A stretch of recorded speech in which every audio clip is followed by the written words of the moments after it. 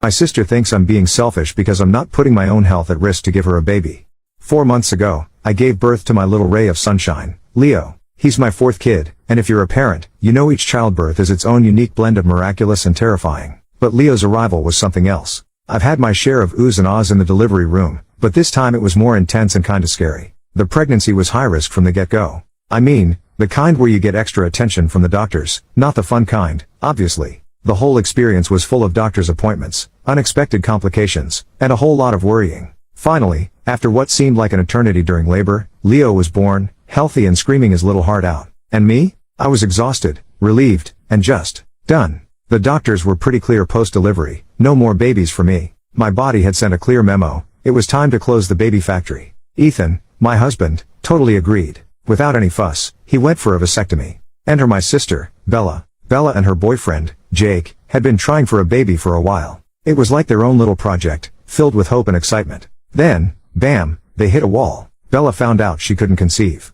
It hit her hard. I felt for her, I really did. There's something about wanting something so bad and finding out it might not happen that just gets to you. Our family, being the typical noisy but well-meaning bunch, started throwing around ideas. Adoption, surrogacy, you name it. Jake was on board with exploring these options, but Bella, she was hesitant. It's like she needed time to process, to grieve the idea of not carrying her own child. Then, a couple of nights ago, Bella called. It started as a regular sisterly chat, you know, the usual catch-up, how are the kids, how's work, yada yada. But as the conversation went on, I could sense there was something more. And then she said it. Not directly at first, more like hinting. Talking about how I'd been such a natural at pregnancy. How I'd made it look easy, if only she knew. I felt this cold sweat break out. The endless doctor's visits, the complications, the fear. Man, it was a nightmare. I tried steering the conversation away, talking about other potential surrogates, even adoption. I reminded her of my last ordeal, how it was anything but a walk in the park. But she brushed it off, saying everything turned out fine in the end.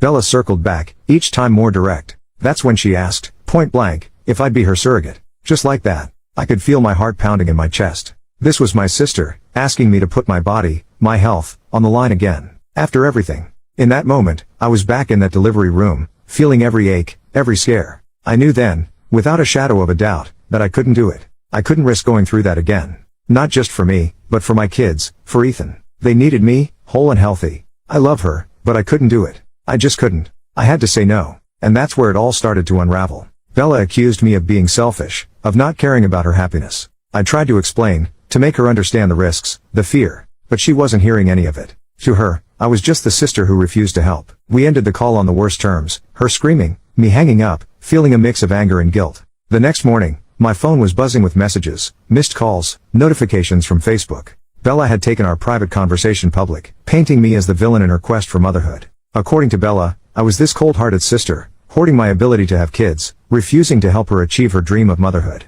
The comments were a mix of sympathy for her and shade for me. Some family members and friends I'd known for years were suddenly on Team Bella, calling me selfish and worse. Then there was my side of the fence. My husband, Ethan, standing firmly by my side. He knew the toll the last pregnancy had taken on me, both physically and mentally. My dad, a man of few words, showed his support quietly but firmly. He understood that my health wasn't something to gamble with. And a few friends and relatives reached out, offering kind words and understanding. I was torn between anger and guilt. Angry because my personal decision, made for my health, was being dragged through the mud. Guilty because, deep down, I wondered if there was more I could do for Bella. My mind kept replaying our childhood memories, the times we'd supported each other. My mom, always the peacemaker, tried to stay neutral, but I could tell she was leaning towards Bella. She would give me these looks and I knew she was disappointed in me. I am not going to lie, it hurt. My brothers were split. One agreed with me outright, saying my health came first. The other was more sympathetic to Bella, though he didn't outright condemn my decision. After days of mulling it over, I decided I couldn't just sit back. It was time for my side of the story. So, I took a deep breath and made my own Facebook post. I poured everything into it, the fear, the pain of my last pregnancy, the doctor's warnings, and how torn I felt about Bella's request. I hit post and braced myself. The response was mixed, but at least some people started to see where I was coming from. A few relatives and friends who had been quick to judge suddenly came forward with apologies. They hadn't known the full story, the real risks involved. But here's the thing, Bella's boyfriend, Chris, had been totally in the dark about the surrogacy thing. He had no clue that Bella had asked me to be their surrogate. He saw my post and was, understandably, shocked. It turns out, Chris was under the impression they were still exploring other options. Adoption. Other surrogates. Chris reached out to me, confused and a little upset. He was a decent guy, always had been, and the last thing he wanted was for family ties to be strained like this. He explained that if he'd known about Bella's plan to ask me, he would have talked her out of it. He understood the risk to my health and didn't want that for me, or for their potential child to be born under such stressful circumstances. It was like a domino effect. Once Chris's side of the story got out, more family members began to see the complexity of the situation. They understood that this wasn't just a simple case of me being selfish. It was about my health, my family, and also about Bella and Chris not being on the same page. So, Mom and I decided to meet up for lunch to talk things out. I thought it was going to be a chance to clear the air, to help her see my side of things. The moment I sat down, I could tell this wasn't going to be easy. Mom had this look that says she's made up her mind and good luck changing it. She's always had a soft spot for Bella, but I didn't realize how deep it went until that lunch. We started off with small talk, but it quickly shifted to the whole surrogate debacle. I tried to explain my side, about how my last pregnancy was really rough, and how the doctors had advised against me having more kids.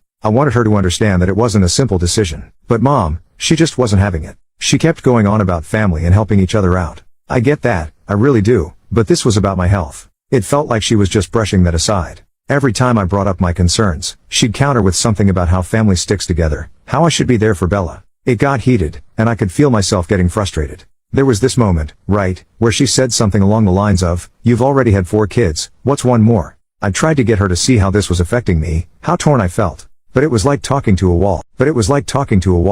She was so fixated on Bella's happiness, it felt like mine was just an afterthought. The lunch ended pretty awkwardly. We both kind of just ran out of things to say. It was clear that Mom was firmly on Team Bella, and that wasn't going to change. Enter my dad, David. He's always been the quiet type, more likely to show his feelings through actions than words. Out of the blue, Dad showed up at my doorstep with a suitcase in hand. He asked if he could stay with us for a while. I was taken aback, but of course, I said yes. Dad opened up about how disappointed he was with Mom. He couldn't fathom how she was so blind to Bella's manipulation and how she disregarded my health. Hearing him say that, it was both comforting and saddening. The kids loved having him around, and even Ethan seemed relieved to have another ally in our corner. My brothers and I had often felt that Bella was the golden child, Mom's favorite. Growing up, it was like we were living in her shadow. She got away with things that would have landed us in deep trouble. One evening, while the kids were asleep and Ethan was working late, Dad and I got to talking about the past. We talked about the times when Bella threw tantrums and got her way, or when she made mistakes and Mom would brush them off. Dad admitted that he could have been more assertive, but he'd always tried to keep the peace, not wanting to rock the boat too much. Dad seemed regretful, wishing he'd done more to balance things out. But as he said, you can't change the past, only learn from it. Each of my kids, they've changed me in ways I can't even begin to explain. They've made me stronger, more patient, more loving. But they've also made me more vulnerable, more aware of the fragility of life. I've always been the type to put others first, to be the peacekeeper. But this time, it's different. I had to put myself first this time, which has been hard to deal with. The last pregnancy was a wake-up call. I was lucky to come out of it with a healthy baby and my own health intact. But what if I'm not so lucky next time? The thought of leaving my kids without a mother, of putting Ethan through that kind of pain, it's unbearable. After a lot of thinking and some late-night heart-to-hearts with Dad, I decided it was time to try and mend fences with Bella and Mom. Not easy, considering everything, but necessary. Holding on to anger and resentment, it's like carrying a weight around. And frankly, I'm tired. First up was Bella. I sent her a text, simple and to the point, asking if we could talk. No response for days. But then, out of the blue, she replied.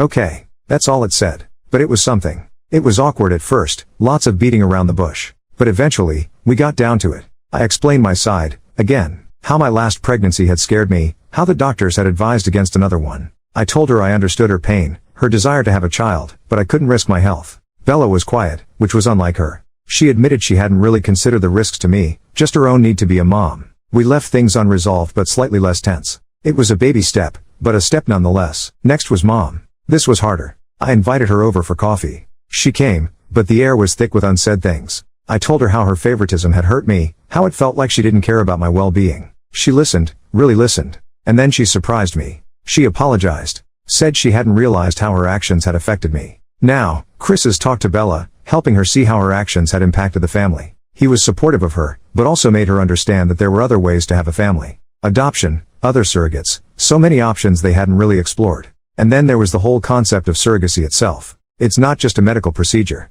It's emotional, complex. It's asking someone to carry a child, to take on all the risks and changes that come with pregnancy. It's a huge ask. Bella and I, were started to spend time together, just the two of us, trying to find that sisterly bond we once shared. Mom's relationship with the rest of the family is also slowly healing. She's making an effort, in her own way. The past months have been a journey of ups and downs, but finally, there's a sense of peace settling over our family. Bella has started exploring alternative family planning methods. After everything that happened, she and Chris took a step back to reassess their options. They're now looking into adoption, a path that seems to bring them both a sense of excitement and purpose. It's heartwarming to see her channel her desire to be a mom into this new direction. I've grown more confident in setting and maintaining personal boundaries, especially when it comes to my health and well-being. I've learned that it's okay to prioritize myself, that my health isn't just about me but about my ability to be there for my family. As I look to the future, I do so with hope. Wishing Bella and Chris the best as they start the process of adopting a child. Hope that our family will continue to heal and grow. Hope for myself as I continue to deal with life's ups and downs.